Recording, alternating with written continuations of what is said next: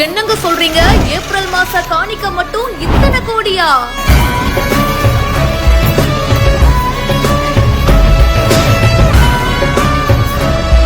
திருச்செந்தூர் சுப்பிரமணிய சுவாமி கோவில்ல பக்தர்கள் கொடுக்கிற காணிக்கை பாத்தீங்கன்னா மாசம் மாசம் எண்ணப்படுது. ஏப்ரல் மாசத்துக்கான உண்டியல் காணிக்கைகள் வசந்த மண்டபத்துல கோவில் தக்கார் அருள்முருகன் தலைமையில இணை ஆணையர் ஞானசேகரன் முன்னிலையில எண்ணப்பட்டிருக்கு. கட்டு கட்டா ரூபாய் நோட்டுகள் குவிஞ்சிருக்கு. கோவில் நிர்வாகிகள் எல்லாத்தையுமே எண்ணி இருக்காங்க. உண்டியல் காணிக்கையா மட்டும் 4,64,95,186 ரூபாய் கிடைச்சிருக்கு. ஒரே மாசத்துல 4 கோடியானு பக்தர்கள் வியந்து போயிருக்காங்க.